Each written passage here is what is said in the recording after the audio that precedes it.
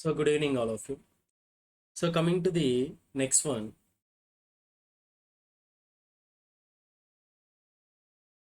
So gearing ratios or long term. So long term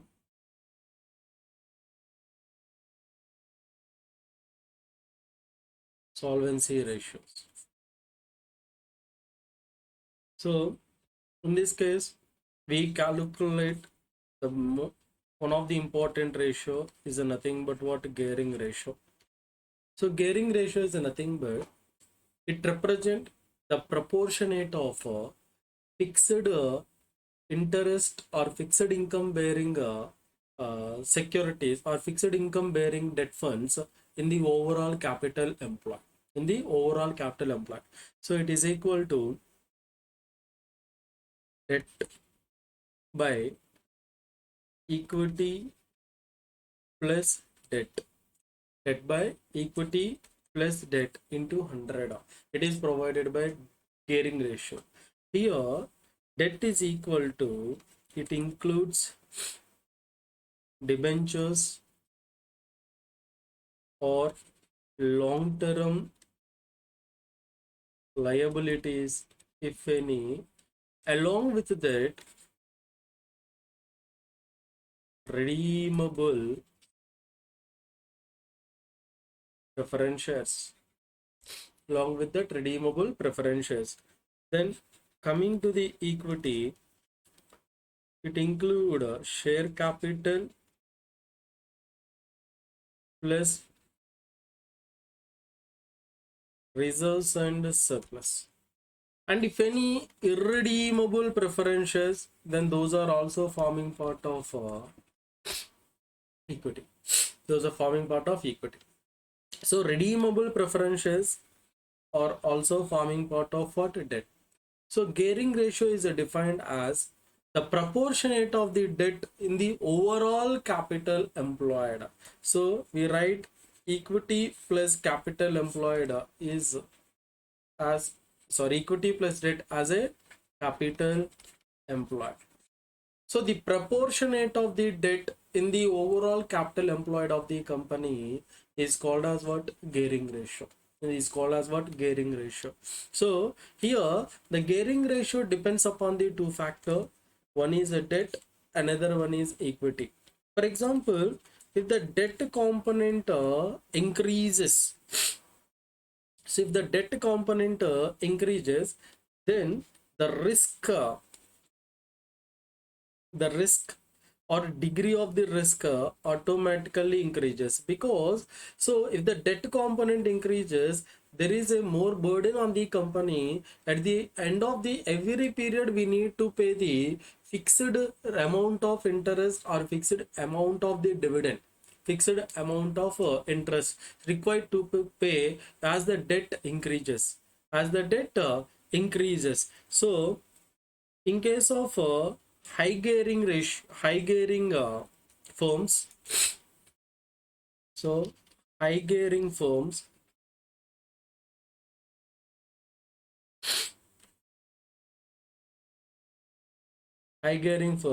so the first one is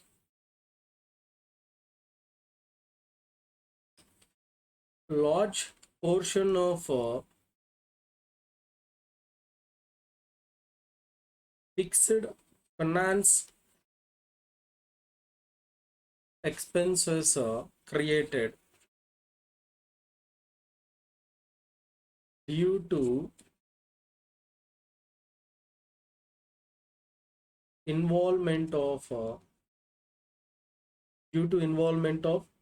fixed return capital in the capital employed. So at the end of the period we need to pay so more amount of interest to the debt holder, to the respected party. And so for example, if the company unable to pay the respected interest, then there is a possibility of becoming insolvency, the possibility of becoming insolvent. So it may leads to wind up of the company. It may leads to wind up of the company. Some cases, so the company become unable to bear the respected debt. That's why, so in case of leverages, so they use the word debt is a double-edged sword. So debt is a double-edged sword. So why they use that word? Because so involvement of the debt in the capital employed create more benefit to the shareholder. Because so when we use the debt in the capital employed, or when we use that debt in any investment or in any place, so where the more return is generated than the payment of the rate of interest, so that will become the more income to the entity, and that will become benefit to the equity shareholder. So till the debt is in bearable position, if the company becomes unbearable, if the company unable to bear the respected debt, it will become burden to the organization in some cases. So the company may become insolvent, and the company is going for winding up. Company is going for winding up. So here a large portion of involvement of the large portion of fixed finance expenses in the income statement is not a good thing to the organization for survival of the organization. And another one is return to the equity shareholders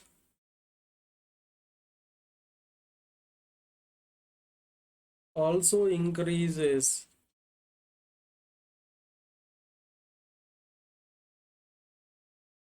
proportionately. Also increases proportionately.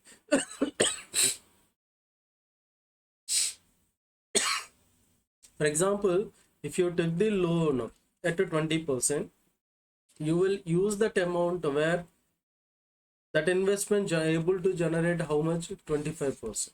Then this 25% first use it to pay off this interest, and the remaining 5% belongs to the company, nothing but what? Equity shareholder. As the amount of debt increases, so the amount available to the equity shareholder is also increased proportionately. Next up, I'm the low gearing firms. Low gearing firms. So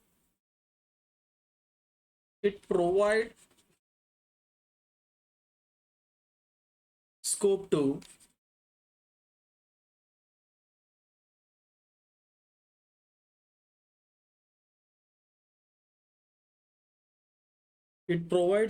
increase the borrowings, increase the borrowings. So because there is a space for borrowing, so only company has low borrowing or zero borrowing. If you have any investment option in the in the future, then how can we generate? By going for the borrowing, by taking the amount from the third party as a borrowing. So we have that scope in case of low gearing firms. So can borrow the money,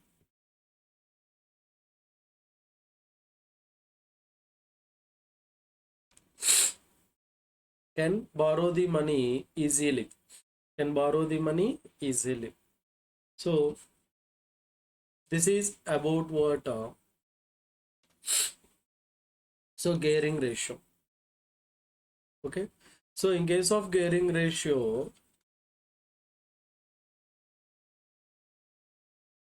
so it depends upon two factor. One is debt fund, and another one is what? Equity.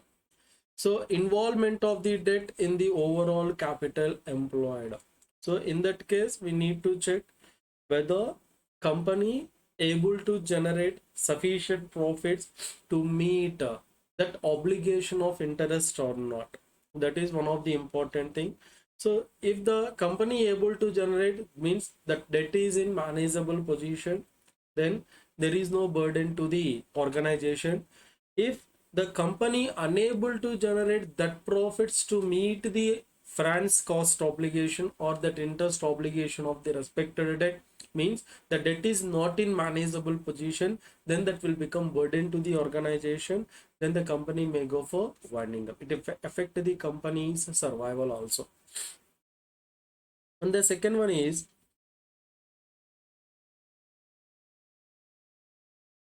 interest coverage ratio. So general interest coverage ratio, it specifies ability of the entity to earn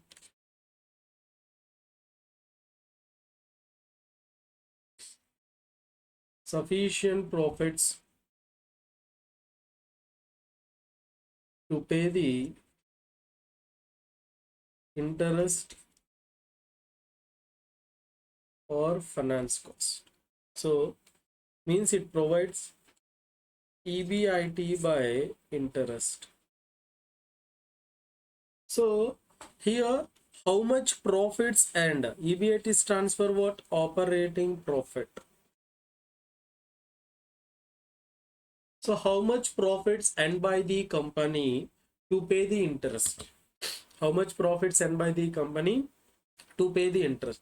For example, if interest portion increases, means the majority of EBIT contributed to interest. Majority of the EBIT contributed to interest. Then low funds available to or low profits available to equity shareholder. Because generally EBIT is distributed to what?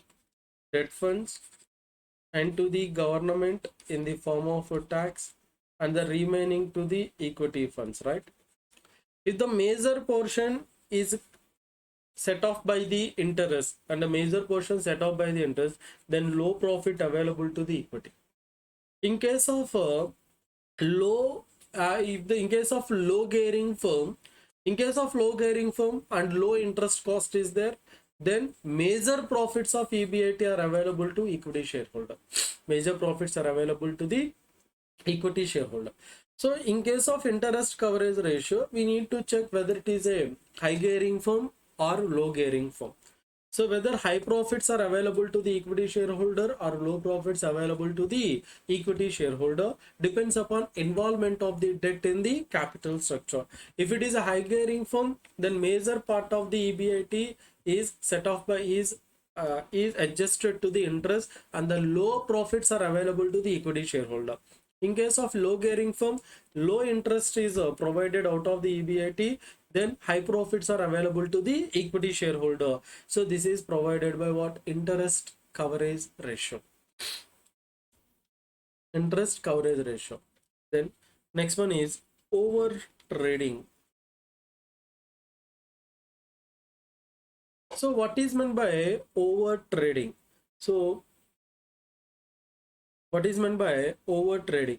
So if the company wants to, if it indicate the position, like if the company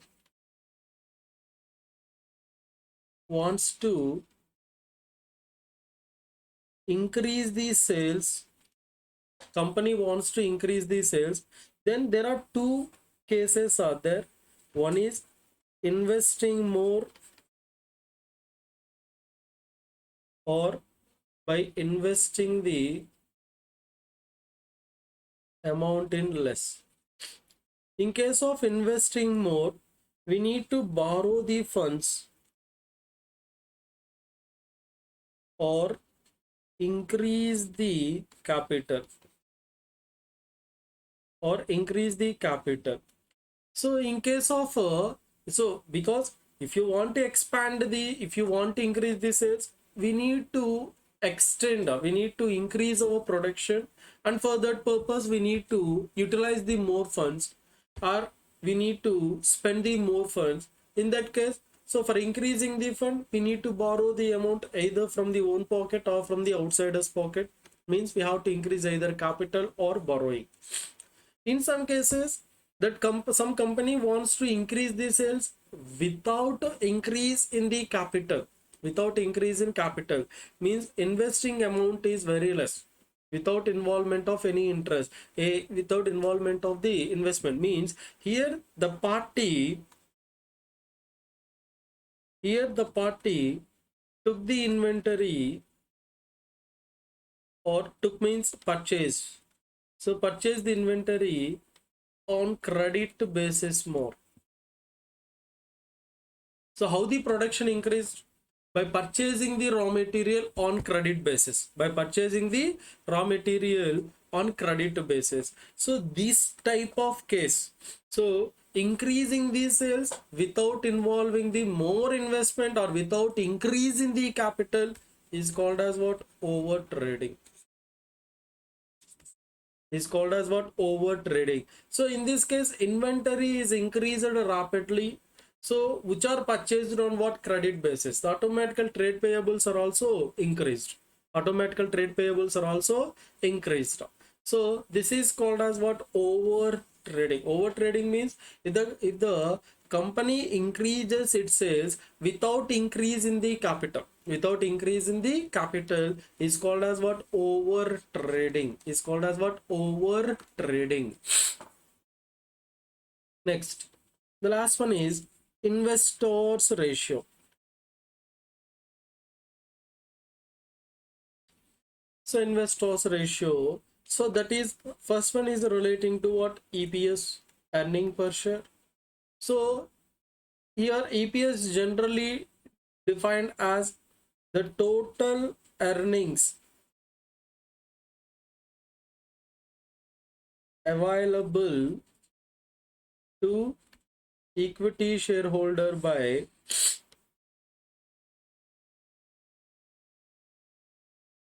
weighted average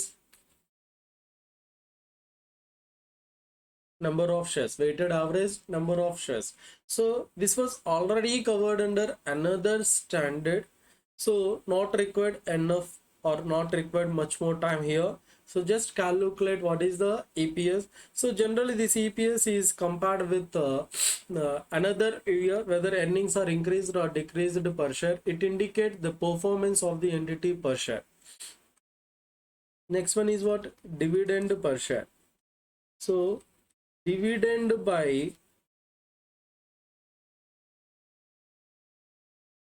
number of equity shares, dividend by number of equity shares, and dividend also represented as a percentage of market value. We call it as dividend yield. So dividend yield is equal to dividend per share, dividend per share by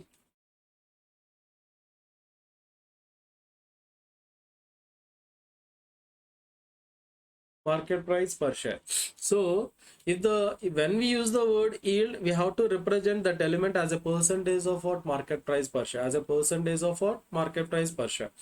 If the dividend per share increased, if the dividend per share increased, so, or if the market price if the market price of the respected share increased, market price of the respected share increased, means the company is going for more investment option. Company is going for more investment option or better investment option. Next, and another one. So the most important thing in investor ratio is nothing but P ratio. P ratio is equal to market price per share by earning per share. Market price per share by earning per share. So in case of if the company has a high PE ratio, indicate the growing firm. So low PE ratio indicate what? Declining firm. Indicate what? Declining firm. So for example, we write it as 1 by earning per share by market price per share, and we define it as 1 by KE. 1 by KE. So cost of equity from the point of view of the investor. So cost of equity from the point of view of the investor. So if the KE increases, cost of equity increases, then automatically PE ratio decreases. PE ratio decreases. So if the KE decreases, then PE ratio increases. Then P ratio increases. So P ratio increases. So here P ratio is measured. P ratio measured to measure the performance of the entity. It measured to measure the performance of the entity, whether that entity is a growing firm or not, depends upon whether the firm has high PE ratio or low PE ratio. Depends upon high PE ratio or low PE ratio. So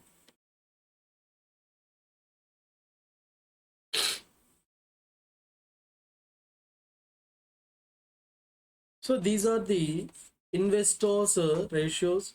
So nothing but what? EPS and DPS, dividend yield ratio and PE ratio. So these are all covered under investors ratio, and along with we may have and dividend coverage ratio, means how much profits available to pay off the dividend. Nothing but profit after tax minus preference dividend by equity dividend. Profits after tax minus preference dividend by equity. This is called as what? Equity dividend coverage ratio. In case of preference dividend coverage ratio, profit after tax by preference dividend. That indicate what? Preference dividend coverage ratio. So these are the ratios relating to the investors, and these are used to these are used to know the performance of the entity from the investor's point of view. From the investor's point of view.